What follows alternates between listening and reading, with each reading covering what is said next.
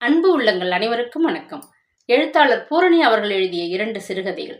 இந்த பெண்ணை பார்த்தால் யாராலாவது மூளையில்லாத பெண் என்று சொல்ல முடியுமா?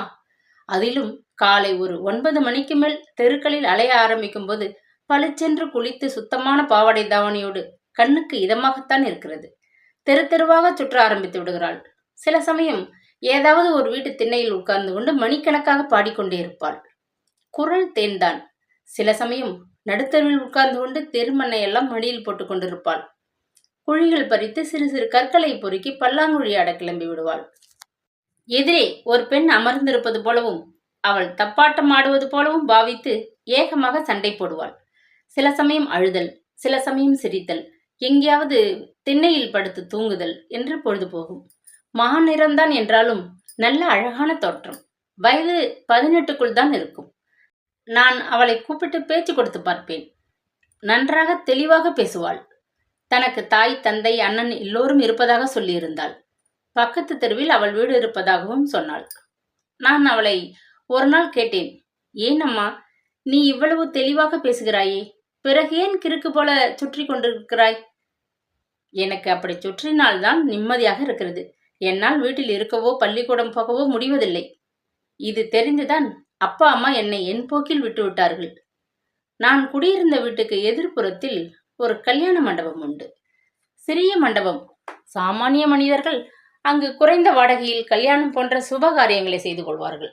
இந்த மாதிரியான ஒரு கல்யாண நாளில் அந்த பெண் மண்டபத்தின் வாசலில் போடப்பட்டிருந்த கோலத்தின் நடுவில் அமர்ந்து கொண்டு பாட்டு பாடிக்கொண்டிருந்தாள். உள்ளே மொய் எழுதுதல் நடந்து கொண்டிருந்ததால் சத்திரத்து வாசலில் யாரும் தென்படவில்லை. அந்த நேரத்தில் மண்டபத்தினுள்ளிருந்து ஒரு வாலிப பையன் வெளியே வந்தான். பாடிக்கொண்டிருக்கும் பெண்ணை பார்த்ததும் அருகே சென்றான். நான் என் வீட்டு வாசலில் நின்றபடி கவனித்துக் கொண்டிருந்தேன். அவன் அந்த பெண்ணை நெருங்கினான். அவனது பார்வையில் இருந்த ஒரு மயக்கம் எனக்கு கலவரத்தை கொடுத்தது.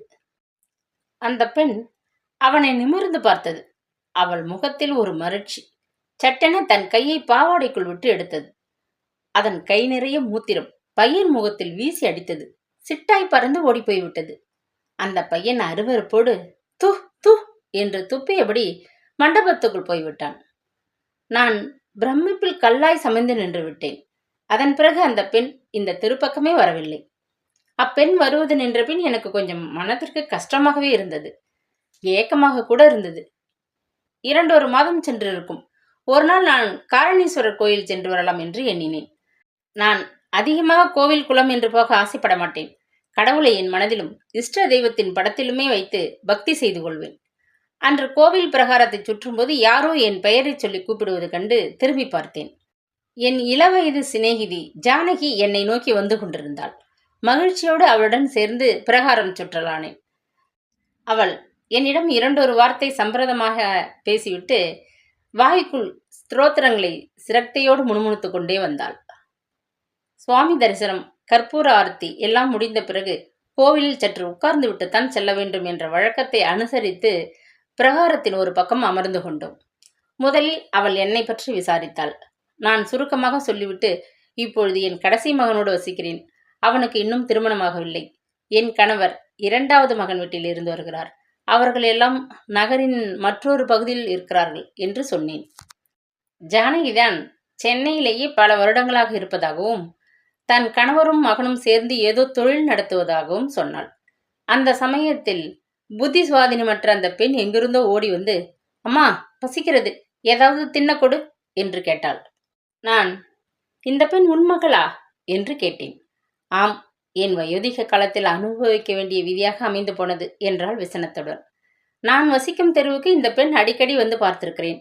பேசினால் தொடர்ச்சியாக தெளிவுடன் தான் பேசுகிறாள். டாக்டரிடம் காட்டினீர்களா? சரியான வைத்தியம் செய்தால் குணமாகி விடுவாள் என்று எனக்கு தோன்றுகிறது என்றேன். ஜானகி சொல்லத் துவங்கினாள். இவள் 2 ஆண்டுக்கு முன்பு வரையிலும் நன்றாகத்தான் இருந்தாள். பள்ளியில் படித்து வந்தாள். நல்ல மதிப்பெண்கள் வாங்கினாள். ஆசிரியர்கள் எல்லாம் அவள் நன்றாக படிக்கிறாள் என்றார்கள். சமரத்து பெண் என்று சொல்வார்கள். என் போதாத காலம் என் தம்பி மகன் ரூபத்தில் வந்தது. அவனும் இளவயது உடையவன்தான். ஒரு சமயம் பள்ளி விடுமுறையில் அவன் வீட்டுக்கு வந்திருந்தான். 2 பேரும் கலகலப்பாக பழகி கொண்டும் விளையாடி கொண்டும் இருந்தனர். ஒரு நாள் இருவரும் கேரம் விளையாடி கொண்டிருந்தனர். எனக்கு சமையல் பொருள் ஏதோ வாங்க வேண்டியிருந்தது. நான் அவர்களிடம், நீங்கள் விளையாடிக் கொண்டிருங்கள், நான் கடை வரை சென்று பொருள் வாங்கி வருகிறேன் என்று சொல்லிவிட்டு போனேன். திரும்பி வந்தபோது வீட்டுக் கதவு உட்பகமாக தாளிட்டிருந்தது. உள்ளே தடதடவென்று ஓசை கேட்டது. ஜன்னல் வழியாக எட்டி பார்த்தேன்.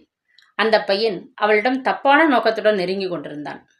இவள் சட்டென தன் மூத்திரத்தை கையில் ஏந்தி அவன் முகத்தில் அடித்தாள். கோபம் கொண்ட அவன் இவளை பிடித்து இழுத்து தள்ளிய வேகத்தில் சுவற்றில் மோதிக்கொண்டு கீழே விழுந்தாள். தலையிலிருந்து ரத்தம் கசிய தொடங்கியது. கதவை நான் தட்ட முயல்வதற்குள் அவனே கதவை திறந்து கொண்டு வந்தான். கலவரம் தேங்கிய முகத்துடன் என்னை தாண்டி கொண்டு ஓடினான். அன்று போனவன்தான் ஆளே காணாமல் தொலைந்து போய்விட்டான். அன்றையிலிருந்து துளசி இப்படி இருக்கிறாள். நாங்களும் நிறைய வைத்தியங்கள் செய்து பார்த்து விட்டோம். ஆனால் பலன் தெரியவில்லை. இவள் வீட்டை விட்டு வெளியில் சுற்றுவதையே விரும்புகிறாள். அதிலும் வீட்டுக் கதவை யாராவது மூட முயன்றால் முகம் வெளிரி அலற ஆரம்பித்து விடுவாள். இரவில் கூட இவள் நன்கு உறங்கிய பிறகே வீதி கதவை சாத்துகிறோம். அவள் விழிப்பதற்குள் திறந்து வைத்து விடுகிறோம். மருத்துவரோ அவள் போக்கிலேயே விட்டுப்பிடியுங்கள், கண்டிப்பாக குணமடைவாள் என்று உறுதியாக கூறுகிறார். தெய்வம் விட்ட வழி என்று சோகமாக சொல்லி முடித்தாள். வீட்டு சொந்தக்காரர் வாடகை வாங்க வந்தபோது, என் பெண் வரப்போகிறாள், இந்த ஊரில் சில மாதம் தங்க வேண்டுமாம், ஆகையால் வீட்டை அவளுக்காக காலி செய்ய வேண்டி வரும். நீங்கள் 1 மாதத்திற்குள் வேறு வீடு பார்த்து கொள்ளுங்கள். இந்த மாத வாடகை போக மீதி உள்ள அட்வான்ஸ் பணத்தை நான் 2 நாளில் கொடுத்து விடுகிறேன் என்று சொன்னார். என்ன, நீங்கள் திடீரென்று இப்படி சொல்கிறீர்களே, வேறு வீடு கிடைக்காவிட்டால் நாங்கள் எப்படி வீட்டை காலி செய்ய முடியும் என்றேன் நான். கவலைப்படாதீர்கள், அடுத்த தெருவில் உள்ள என் வீட்டில் உள்ள 2 குடித்தனங்களில் ஒரு குடும்பத்தார் 1 வாரத்தில் காலி செய்கிறார்கள். நீங்கள் அந்த வீட்டில் வசித்துக் கொள்ளுங்கள். 1 குடித்தனம் சரிப்படாவிட்டால் என் மகள் சென்ற பிறகு இதே வீட்டிற்கு வந்து விடுங்கள் என்று அவர் சொன்னதன் பேரில் வீடு மாற்றி இந்த வீட்டுக்கு குடி வந்தோம். நடுவில் தொட்டி முற்றமும் கூடம் தாழ்வாரமாக அந்த நாள் வீடு. கூடத்து போர்ஷனில் ரிட்டையர் ஆன ஜானகிராம் ஐயர், அவர் மனைவி சரசு, மகன் சுப்பையா, மருமகள் நீலா, அவளுக்கு 2 வயதில் ஒரு குழந்தை ஆகியோரை கொண்ட குடும்பம். சுப்பையா தனியார் ஆஸ்பத்திரியில் கம்பவுண்டர் வேலை பார்த்து வந்தான். இவர்கள் தவிர ஒரு அத்தை கிழவியும் அவர்கள் குடும்பத்தில் இருந்தார். வயது 80க்கு மேல் இருக்கும். நடமாட்டம் கிடையாது. அவளது அத்தியாவசிய தேவைகளுக்கு ஏற்ப ஒரு கோணிச்சாக்கில் உட்கார்த்தி சாக்கை வண்டியாக இழுத்துச் செல்வார்கள். அவளின் தேவைக்கு ஏற்ற இடங்களில் தூக்கி உட்கார்த்தி வைப்பார்கள். கிழவி மிகுந்த அமைதியாக இருப்பாள். அதிகம் பேசவே மாட்டாள்.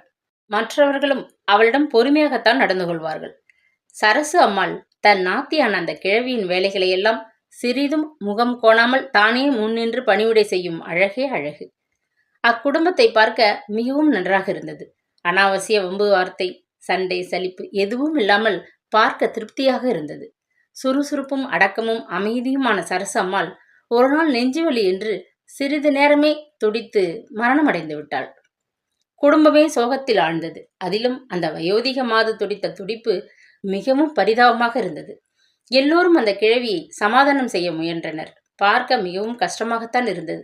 சரசுவின் அந்திம காரியங்கள் நடந்து முடிந்தன. சரசு செத்த 4ஆம் நாள் என்று நினைக்கிறேன். அன்று எனக்கு தூக்கமே வரவில்லை. அந்த வீட்டு கூடத்திலும் தாழ்வாரத்திலும் ஜனங்கள் படுத்து தூங்கிக் கொண்டிருந்தனர். கிழவி சற்று ஒதுக்குப்புறமாக படுத்திருந்தாள். இரவு 1 மணி இருக்கும். மெல்ல மெல்ல ஒரு ஆண் உருவம் கிழவியை நெருங்குவதை கண்டேன். கிழவியின் கையை பிடிப்பது போல அந்த இருட்டிலும் எனக்கு மசமச என தெரிந்தது. வலி தாங்காத சின்ன ஒரு சத்தம் கிழவியிடமிருந்து வந்தது. அந்த உருவம் அவசர அவசரமாக அவ்விடம் விட்டு நகர்ந்து சென்று விட்டது. என் நெஞ்சு திக் திக் என்று அடித்துக் கொண்டது. பொழுது விடிந்தது. கிழவி பிணமாக தன் படுக்கையில் கிடந்தாள்.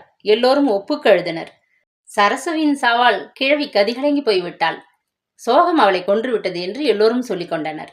கிழவியின் சாவுக்கு சோகம் காரணமில்லை என்னும் உண்மை என் ஒருத்திக்கு மாத்திரம் தெரிந்தது. ஆனால் அந்த உண்மை என் மனதிலேயே புதைந்து விட்டது.